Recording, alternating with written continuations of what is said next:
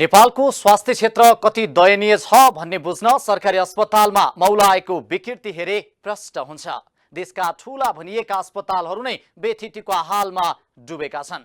स्वास्थ्य जीवन पाउने आशा बोकेर अस्पतालमा पुगेका बिरामीहरू अस्पतालको भद्दा व्यवस्थापनका कारण धपेडी पाइरहेका छन्। अस्पतालमा चिकित्सकको पालो कुर्दा कुर्दै कतिले अकालमै ज्यान गुमाएको तीतो यथार्थबाट हामी टाढा भाग्न सक्दैनौं। तर सरकारी अस्पतालमा सेवा प्रवाहमा ढिला सुस्ती हुँदा पनि राज्य चुइक्क बोल्दैन।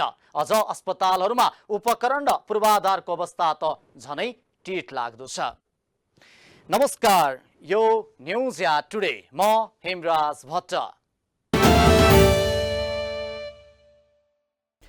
7 दलको समर्थनमा प्रधानमन्त्री बनेका दाहाल यति बेला अल्पमतमा परेका छन्। नेकपा एमाले, रासोपा र राप्रपाले समर्थन फिर्ता लिएसँगै उनी नेतृत्वको सरकार अल्पमतमा परेको हो। प्रचण्ड अब नयाँ मन्त्री परिषद विस्तारका लागि आन्तरिक तयारीमा जुटेका छन्। तर मन्त्री परिषद विस्तार गर्न प्रचण्डलाई भने जस्तो सहज भने देखिँदैन। उनले सबै राजनैतिक दलहरूको हैसियत अनुसार मन्त्रालय बाँडफाँड गर्नुपर्नेछ। केही राजनैतिक दलहरूले भने प्रधानमन्त्रीसँग सत्ताका लागि बार्गेनिङ गर्न थालेका छन्।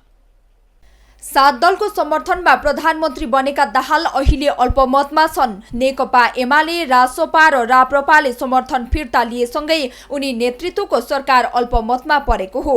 23 जनाको मन्त्री परिषद हाँकिरहेका प्रधानमन्त्री पुष्पकमल दाहाल प्रचण्डको सरकार अब 7 सदस्यीय भएको छ। सत्ता समीकरणमा आएको बदलावका कारण प्रचण्ड सरकार 7 सदस्यीय हुन पुग्यो। एमालेका 8 मन्त्रीले सोमबार राजीनामा दिए। राष्ट्रिय प्रजातन्त्र पार्टी राप्रपाका 4 मन्त्रीले फागुन 13 मा र राष्ट्रिय स्वतन्त्र पार्टी रासोपाका 3 मन्त्रीले माघ 22 मा सरकार छाडे। गृहमन्त्री बनेका रासोपाका सभापति रवि लामिछानेको मन्त्री पद सर्वोच्च अदालतको माघ 13 को फैसलाले गएको थियो। माओवादी केन्द्रका 4 जना नारायण काजी श्रेष्ठ, रेखा शर्मा, सुदन किराती, अमनलाल मोदी मन्त्री छन् भने सुशीला शेर्पाली ठकुरी राज्य मन्त्री, जनमत पार्टीका अब्दुल खानको मन्त्री पद पनि कायमै छ। पुस 10 गते प्रधानमन्त्री नियुक्त भएका प्रचण्डले पुस 11 गते शपथ लिएका थिए। माओवादीका श्रेष्ठ, एमालेका पौडेल र रासोपाका लामिछानेले उपप्रधान सहित मन्त्रीको शपथ पनि पुस 11 मै लिए। एमालेका दामोदर भण्डारी, ज्वालाकुमारी शाह र जनमतका अब्दुल खानले पनि त्यही दिन मन्त्रीको शपथ लिएका थिए। माघ 3 गते प्रचण्डले तत्कालीन गठबन्धनका नेतालाई मन्त्री बनाएर मन्त्री परिषद विस्तार गरेका थिए। पुस 10 को नेकपा एमालेका अध्यक्ष केपी शर्मा ओली निवास बालकोटको बैठकले 169 सांसदको समर्थनमा प्रचण्डलाई प्रधानमन्त्री बनायो। एमाले, माओवादी, रासोपा, राप्रपा, जोसपा, नागरिक उन्मुक्ति, जनमत र स्वतन्त्र सांसदको समर्थनमा प्रचण्ड त्यति बेला प्रधानमन्त्री भएका थिए। तर 2 महिनामा उक्त गठबन्धन छिन्न भिन्न भएको छ। पुस 26 गते लिएको विश्वासको मतमा प्रचण्डले 268 जनाको मत पाएका थिए। राष्ट्रिय जनमोर्चा र नेपाल मजदुर किसान पार्टी नेमकिपा मात्रै प्रचण्डको विपक्षमा थिए। उक्त गठबन्धन सभामुखमा एमालेका देवराज घिमिरे र उपसभामुखमा रासोपाका इन्दिरा राणा निर्वाचित हुँदासम्म कायमै रह्यो। तर राष्ट्रपतिको मनोनयनका बेला भने टुटेर 7 दलबाट नयाँ 8 दलीय सत्ता समीकरण बनेको छ। फागुन 12 गते बनेको कांग्रेस, माओवादी, जनता समाजवादी पार्टी नेपाल, नेकपा एकीकृत समाजवादी, लोकतान्त्रिक समाजवादी पार्टी, लोसपा नेपाल, नागरिक उन्मुक्ति, जनमत पार्टी र राष्ट्रिय जनमोर्चाको 8 दलीय गठबन्धनले फेरि मन्त्री परिषद विस्तारको तयारी गरेको छ। संसदमा विश्वासको मत लिन प्रचण्डलाई अप्ठ्यारो नभए पनि विपक्षमा संसदकै दोस्रो ठूलो पार्टी एमाले उभिदा सत्ता चलाउन सकस हुनेछ। पुस 10 मा एमालेकै समर्थनमा प्रचण्ड प्रधानमन्त्री भएकोमा अहिले प्रचण्डसँग सबैभन्दा धेरै असन्तुष्ट नै एमाले छ। एमालेका मन्त्रीलाई बर्खास्त गर्ने प्रचण्डले चेतावनी दिएपछि सरकारबाट बाहिरिएको एमालेका उपाध्यक्ष विष्णु पौडेलले बताएका छन्। आइतबार प्रचण्डले एमालेका तर्फबाट परराष्ट्र मन्त्री रहेकी विमला राई पौडेललाई जेनेभा जानबाट रोकेर पूर्व मन्त्री गोविन्द कोइरालालाई पठाएका थिए। उक्त प्रकरणबाट एमाले थप चिडिएको छ। प्रधानमन्त्रीमा दाबी गरिरहेका प्रचण्डलाई प्रतिनिधि सभाको निर्वाचनको परिणामपछि नेपाली कांग्रेसले प्रधानमन्त्री बनाएन। प्रधानमन्त्री नपाएको झोकमा ओलीसँग सहकार्य गर्न पुगेका प्रचण्डलाई ओलीले पनि प्रहार गर्न सुरु गरिसकेका छन्। पुस 10 गते भन्दा भन्दा अघि पनि ओलीले कांग्रेस नेतृत्वको गठबन्धन टुटाउन लगातार प्रयास गरेका थिए। एमालेले फेरि पनि अहिलेको सत्ता गठबन्धनमा विभाजन ल्याउने प्रयास गर्नेछ। संसदमा एमालेले आफ्नो सभामुख राख्न सफल भएको थियो भने राष्ट्रपतिमा समीकरण बनाउन एमाले चुकिरहेको छ। यसअघि राष्ट्रपति विद्यादेवी भण्डारी एमालेको पक्षमा लागेको आरोप लागेको थियो। राष्ट्रपतिमा एमालेले भोग्ने पराजयबाट एमालेले अहिलेको गठबन्धनलाई सजिलोसँग पक्कै अघि बढ्न दिने छैन। सोमबार मात्रै प्रचण्डले बालुवाटारमा राजीनामा बुझाउन गएका एमालेका मन्त्रीहरूलाई नेतृत्वले साथ नदिएको गुनासो गरेका थिए। यस राजनीतिक परिघटनाले एमाले र माओवादी बीचको दूरी झनै बढ्ने देखिएको छ। गत पुस 10 गते बनेको सत्ता गठबन्धन भत्किएपछि संसदको दोस्रो ठूलो दल नेकपा एमाले यति बेला एक्लो भएको छ। एमालेकै प्रमुख भूमिकामा प्रधानमन्त्री बनेका पुष्पकमल दाहाल प्रचण्डले नयाँ समीकरण निर्माण गरेपछि एमाले एक्लिएको हो। सत्ताको प्रमुख हिस्सेदार बनेको एमाले सोमबार मात्रै सरकारलाई दिएको समर्थन फिर्ता लिँदै सरकारबाट बाहिरिएको छ। केन्द्रमा सत्ता गुमाएको नेकपा एमाले प्रदेशमा पनि सरकार गुमाउनेछ। अहिले एमाले 3वटा प्रदेश सरकारको नेतृत्व गरिरहेको छ। गठबन्धन टुटेसँगै एमाले नेतृत्वले गर्दै आएको प्रदेश सरकार पनि अब धरापमा परेका छन्। आम निर्वाचनपछि संसदको सबैभन्दा ठूलो दल बनेर पनि प्रतिपक्षमा पुगेको नेपाली कांग्रेस अन्ततः सत्ताकै बागडोर सम्हाल्न पुगेको छ। प्रधानमन्त्री पुष्पकमल दाहाल प्रचण्डलाई विश्वासको मत दिएपछि प्रमुख प्रतिपक्षी दलको मान्यता दिन नहुने माग गर्दै सर्वोच्च अदालतमा परेको रिट विचाराधीन रहेका बेला राष्ट्रपति निर्वाचनको पूर्व सन्ध्यामा भएको विकसित राजनीतिक घटनाक्रमले कांग्रेस पुनः प्रतिपक्षबाट सत्ताको बागडोर सम्हाल्ने अवस्थामा पुगेको हो। आम निर्वाचन अघिको 5 दलीय गठबन्धन सहित अन्य 3 दल मिलेर यति बेला 8 दलीय गठबन्धन बनेको छ। पहिलो चरणमा को प्रधानमन्त्री बन्ने भन्ने विषयमा कुरा नमिल्दा चुनावका बेला बनेको 5 दलीय गठबन्धन टुटेको थियो। पहिलो कार्यकाल नेपाली कांग्रेसका सभापति शेरबहादुर देउवा प्रधानमन्त्री हुने अडानमा बसेपछि माओवादी केन्द्रका अध्यक्ष प्रचण्ड बालकोट पुगेर गत पुस 10 गते एमाले सहित 7 दलको समर्थनमा प्रधानमन्त्री नियुक्त भएका थिए। तर गत पुस 26 मा प्रधानमन्त्री प्रचण्डलाई कांग्रेसले विश्वासको मत दिएपछि नयाँ परिस्थिति बनेको थियो। कांग्रेसले विश्वासको मत दिएर ढोक्सा थाप्न खोजेको र त्यसमा माछा नपर्ने एमाले अध्यक्ष केपी शर्मा ओलीले चेतावनी दिएका थिए। तर प्रधानमन्त्रीलाई विश्वासको मत दिएपछि कांग्रेसका नेताहरूले प्रधानमन्त्री दाहालसँग भेटवार्तालाई बाक्लो बनाए र राष्ट्रपतिमा माओवादीको समर्थन लिएका थिए। दाहालले पनि राष्ट्रिय सहमतिमा राष्ट्रपति चयन गर्नुपर्ने बताइरहेका थिए। तर एमालेलाई राष्ट्रपति सहयोग गर्ने पुस 10 को सहमति प्रधानमन्त्री प्रचण्डले तोडेको भन्दै एमालेले सोमबार सरकार छोडेको छ। अब प्रधानमन्त्री प्रचण्डले चुनावका बेलाको 5 दल र नयाँ थपिएका साना दल समेटेर 8 दल सामेल हुने गरी मन्त्री परिषद विस्तार गर्ने सम्भावना छ। गएको शुक्रबार 8 दलका बीचमा छलफल हुँदा शक्ति बाँडफाँडमा समेत सहमति भएको थियो। प्रचण्ड 2.5 वर्ष प्रधानमन्त्री हुने, त्यसपछि माधव कुमार नेपाल 1 वर्ष प्रधानमन्त्री हुने र त्यसपछि चुनाव गराउने गरी अन्तिममा 1.5 वर्ष शेरबहादुर देउवा प्रधानमन्त्री हुने सहमति बनेको थियो। एकै महिनाको अन्तरालमा 3वटा सहयात्री दलहरू सरकार छोडेर बाहिरिएपछि प्रधानमन्त्री पुष्पकमल दाहाल प्रचण्ड अहिले एक्लै 16वटा मन्त्रालयको जिम्मेवारी सम्हालिरहेका छन्। प्रचण्ड प्रधानमन्त्री बनेको 2 महिनामै सोमबार प्रमुख सत्ता साझेदार दल नेकपा एमाले पनि सरकारबाट बाहिरिएपछि अब सरकारमा माओवादी बाहेक सीके राउत नेतृत्वको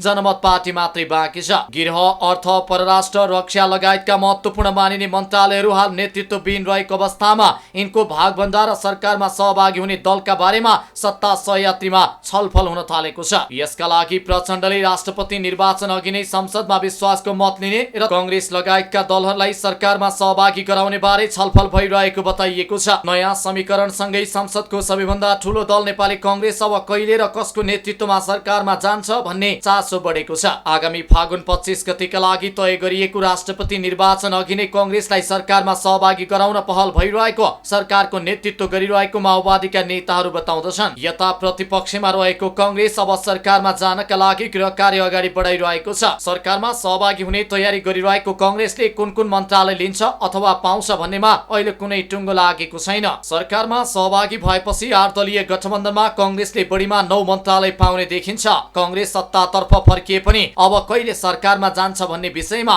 निर्णय गर्न बाँकी रहेका बेला कांग्रेस भित्रै दर्जनौं नेताहरू मन्त्रीका रूपमा आकांक्षी देखिएका छन्। कांग्रेस तत्काल सरकारमा गएको खण्डमा कसलाई मन्त्री बनाउने भन्नेमा पार्टी सभापति शेरबहादुर देउवालाई हाम्य भएको छ। उनी आफ्नो सरकारका बेला मन्त्री भएकालाई फेरि दोहोऱ्याउन नचाहने अवस्थामा छन्। साथै प्रत्यक्ष रूपमा निर्वाचित सांसदलाई मौका दिने पक्षमा उनी देखिन्छन्। कांग्रेस उपसभापति पूर्णबहादुर खड्काको नेतृत्वमा कांग्रेस सरकारमा जाने देखिन्छ। यसका लागि उपसभापति खड्का उपप्रधान सहित गिरहमा जाने चर्चा रहेको थियो। यद्यपि उनले यस विषयमा स्पष्टीकरण दिँदै आफू सरकारमा नजाने बताएका छन्। उनले पुस 10 गते भत्किएको गठबन्धनलाई पुनर्स्थापित गर्ने संकल्प पूरा भएको भन्दै उनले अब कुनै पनि कुरामा आफ्नो दाबी नभएको बताएका छन्। यदि पार्टी सभापति देउवाले आफ्नो सरकारमा मन्त्री भएकालाई नदोहोर्याउने भए ज्ञानेन्द्र बहादुर कार्की, डाक्टर नारायण खड्का र दिलेन्द्र बडु भने मन्त्री बन्ने सम्भावना छैन। महामन्त्री द्वय गगन थापा र विश्वप्रकाश शर्मा सरकारमा जान तयार नरहेको अवस्थामा पार्टीभित्रै अन्य थुप्रै नेताहरू भने मन्त्रीका आकांक्षी देखिएका छन्। सहमहामन्त्री किशोर सिंह राठौर, नेताहरू प्रदीप पौडेल, एनपी साउद, वीरबहादुर बलायर, मोहन बस्नेत, रामहरि खतिवडा मन्त्रीका आकांक्षी हुन्। यस्तै बद्री पाण्डे, सञ्जय गौतम, झिकबहादुर लिम्बू, रामनाथ अधिकारी, सीता गुरुङको पनि मन्त्रीका रूपमा चर्चा रहेको छ। यद्यपि पार्टी कहिले सरकारमा सहभागी हुने र कसलाई कुन मन्त्रालयको जिम्मेवारी दिने भन्ने विषयमा कांग्रेसले कुनै निर्णय भने गरेको छैन। आम निर्वाचनपछि संसदको सबैभन्दा ठूलो दल बनेको नेपाली कांग्रेस सत्ताको बागडोर सम्हाल्ने अवस्थामा आइपुगेको छ। 7 दलीय गठबन्धन भत्किएर 8 दलको गठबन्धन बनेसँगै कांग्रेस सत्ताधारी दल बन्ने देखिएको हो। कांग्रेस सत्तामा जाने सम्भावना बढेपछि पार्टीभित्र मन्त्रीका आकांक्षीहरूको ताती नै लाग्न थालेको छ। प्रतिनिधि सभामा 89 सिट जितेको कांग्रेसमा 2 दर्जन भन्दा बढी सांसदहरू मन्त्रीका आकांक्षी छन्। पुस 10 गते बनेको सत्ता गठबन्धन भत्किएपछि संसदको दोस्रो ठूलो दल नेकपा एमाले एक्लिएको छ। एमालेकै प्रमुख भूमिकामा प्रधानमन्त्री बनेका पुष्पकमल दाहाल प्रचण्डले नयाँ समीकरण निर्माण गरेपछि एमाले एक्लिएको हो। माओवादी केन्द्रका अध्यक्ष प्रचण्डले कांग्रेससँगै एकीकृत समाजवादी, लोसपा, जसपा, जनमत नागरिक उन्मुक्ति र राष्ट्रिय जनमोर्चालाई जोडेर नयाँ गठबन्धन निर्माण गरेका हुन्। राष्ट्रपति निर्वाचन लक्षित समीकरणले कांग्रेसका रामचन्द्र पौडेललाई सहयोग गर्ने निर्णय समेत गरेको छ। यो सँगै एमालेसँगको तालमेल टुङ्गिएको हो। राष्ट्रपतिका लागि उम्मेदवारी दिएको एमाले प्रचण्ड सरकारबाट बाहिरिएको छ। एमाले सरकारबाट बाहिरिएसँगै प्रदेश सरकार पनि गुमाउने अवस्थामा पुगेको छ। नेकपा एमाले प्रचण्ड नेतृत्वको सरकारमा उपप्रधानमन्त्री सहित सहभागी भएको थियो। एमालेका तर्फबाट नेता विष्णु पौडेल उपप्रधानमन्त्री एवं अर्थमन्त्रीको जिम्मेवारीमा थिए। उनको वरियता पनि प्रधानमन्त्री पछिको पहिलो स्थानमा थियो। एमालेबाट पौडेलसँगै ज्वालाकुमारी शाहले कृषि तथा पशुपन्छी विकास, दामोदर भण्डारीले उद्योग वाणिज्य तथा आपूर्ति, राजेन्द्र कुमार राईले भूमि व्यवस्था सहकारी तथा गरिबी निवारण, डाक्टर विमला राई पौडेलले परराष्ट्र, पदम गिरीले स्वास्थ्य तथा जनसङ्ख्या, भगवती चौधरीले महिला बालबालिका तथा ज्येष्ठ नागरिक र हरिप्रसाद उप्रेतीले रक्षा मन्त्रालयको जिम्मेवारी सम्हाल्दै आएका थिए। एमाले सरकार छोडेसँगै यी जिम्मेवारीबाट मुक्त भएको छ। हाम्रो परिस्थिति कस्तो भन्यो भने अब सबै मन्त्रालयमा पत्रचार गरिसकेपछि कामै गर्न नदिएपछि त्यसमा पनि अब निस्कियो भने छिटो निस्की जस्तो अलि के भन्छ नि तुरुन्तै निस्कियो। अब उसलाई अप्ठ्यारो जब महसुस हुन्छ भने हामी किन बसिरहनु हाम्रो तुक देखिन र त्यसकारणले हामी निस्केको। एमालेको प्रमुख समर्थनमा प्रचण्ड पुस 10 गते प्रधानमन्त्रीमा नियुक्त भएका थिए। उनलाई एमाले सहित अन्य 7 दलको समर्थन रहेको थियो। राष्ट्रिय स्वतन्त्र पार्टी, राष्ट्रिय प्रजातन्त्र पार्टी, जनमत नागरिक उन्मुक्ति र जसपाले पनि समर्थन गरेका थिए। तर यो समीकरण 2 महिनामै भत्किएको छ। विशेष गरी सरकारमा सहभागी एमाले, राप्रपा र रासोपा बाहिरिएका छन्। पुस 10 गते भएको सहमति कार्यान्वयन नभएको भन्दै यी पार्टीहरू सरकारबाट बाहिरिएका हुन्। सत्तारूढ दलको प्रमुख घटकका हिसाबले सङ्घमा बढी मन्त्रालय एमाले पाएको थियो भने केही प्रदेश सरकारको नेतृत्व पनि एमालेसँग थियो। 7 प्रदेश मध्ये 4 प्रदेशको नेतृत्व एमाले पाएको थियो। प्रदेश नम्बर 1 गण्डकी, लुम्बिनी र सुदूरपश्चिम प्रदेशमा एमाले नेतृत्वको सरकार बनेको थियो। तर सुदूरपश्चिम सरकार भने विश्वासको मत नपाएपछि 1 महिनामै ढलेको थियो। सुदूरपश्चिमका पूर्व मुख्यमन्त्री राजेन्द्र सिंह रावलले 1 महिना मात्रै सरकार सञ्चालन गर्न पाए। होइन, थाहा त थियो तर अलि अब चेत खानुहुन्छ। अझ हामीले अब सहयोग गरेर सफल बनाउनुपर्छ। भोलिको दिनमा फेरि सहकार्य गर्न सकिन्छ। आउँदो दिनमा हामीले सहकार्य गरेर अगाडि बढ्न सकिन्छ, सफल बनाउनुपर्छ। म आफै भन्दै हिँडेको मान्छे हो। त्यसकारणले गर्दा परिस्थितिले यस्तो बनाउँछ, योसम्म आउँछ भने हामी कल्पना गरेका थिएनौँ। हामी त यात्रा पुरा हुन्छ भन्ने सोचेका थियौँ। प्रदेश नम्बर 1 मा एमालेकै नेता हिक्मत कार्की मुख्यमन्त्री छन्। उनलाई अन्य दलले पनि समर्थन गरेका छन्। उनी पुसको अन्तिम साता मुख्यमन्त्रीमा नियुक्त भएका हुन्। गण्डकी प्रदेशमा पनि एमालेकै नेतृत्व छ। नेता खगराज अधिकारीले सरकारको नेतृत्व गरिरहेका छन्। लुम्बिनीमा एमालेका लीलागिरी मुख्यमन्त्री छन्। सुदूरपश्चिममा एमाले नेतृत्वको सरकार ढले पनि अन्य 3 प्रदेशमा भने कायमै रहेको छ। तर सङ्घीय सरकारबाट बाहिरिएको एमाले प्रदेश सरकार पनि छोड्ने आकलन गर्न थालिएको छ। यसरी प्रदेशबाट समेत एमाले बाहिरिएपछि झनै एक्लिने अवस्था सिर्जना भएको छ। प्रदेशमा 3 मुख्यमन्त्री सहित केही मन्त्रीहरूले जिम्मेवारी सम्हालेका छन्। सत्ताबाट एकाएक प्रतिपक्षको भूमिकामा पुग्न लागेको एमाले कार्यकारी पदहरू गुमाउने भएको छ। सङ्घ सरकारका मन्त्रीहरूसँगै प्रदेशका मुख्यमन्त्री र मन्त्रीहरू गुमाउने अवस्थामा एमाले पुगेको हो। पुस 10 गते बनेको प्रचण्ड नेतृत्वको सरकारले एक उच्च स्तरीय संयन्त्र पनि बनाएको थियो, जसको नेतृत्व एमाले नै गरेको थियो। एमाले अध्यक्ष केपी शर्मा ओली संयोजक रहेको समितिले सरकारले गर्ने न्यूनतम साझा कार्यक्रम पनि तयार गरेको थियो, जुन 7 दलको साझा कार्यक्रमलाई प्रधानमन्त्री प्रचण्डले संसदमा समेत प्रस्तुत गरेरै विश्वासको मत लिएका थिए। सरकारको नेतृत्व प्रचण्डले गरे पनि पावरमा एमाले अध्यक्ष ओली नै रहेको दाबीहरू सार्वजनिक पनि हुने गरेका थिए। तर यो दाबीसँगै अन्य कार्यकारी पदहरू एमालेसँग 2 महिना मात्रै रहे। प्रचण्डले एमाले लगायतका दलहरूलाई छोडेर 8 दलीय नयाँ गठबन्धन बनाएपछि एमाले पावरलेस हुन पुगेको छ। एमालेका देवराज घिमिरे प्रतिनिधि सभाका सभामुख भए पनि अन्य भूमिका भने कमजोर हुँदै गएको छ। अब एमाले सङ्घ र प्रदेशमा प्रतिपक्ष भएर बस्नुपर्ने अवस्था आएको छ। देशमा विकासको खडेरी परेको छ। मुलुक राजनीतिक विकास र समृद्धिको यात्रा छोडेर गन्तव्यहीन यात्रामा हुइकिएको छ। मुलुकमा दण्डहीनता व्याप्त छ। अपराधको तथ्याङ्क दिनानुदिन बढ्दै गएको छ। आज प्रत्येक युवाहरू देशको फोहोरी राजनीतिप्रति हैरान भएर उनीहरू आफ्नो भविष्य खोज्न विदेश धाइरहेका छन्। राजनीतिमा सुधार गर्ने भन्दै आएका नयाँ पार्टीहरू पनि पुरानै रोगबाट ग्रसित हुन थालेका छन्। मुलुकको राजनीति नै अस्थिर हुँदा देशको भविष्यमाथि अनिश्चितताको कालो बादल मडारिएको छ। हवस् त आजलाई न्युज एट टुडे यति नै। हामी सबै बिदा चाहन्छौँ। नमस्कार।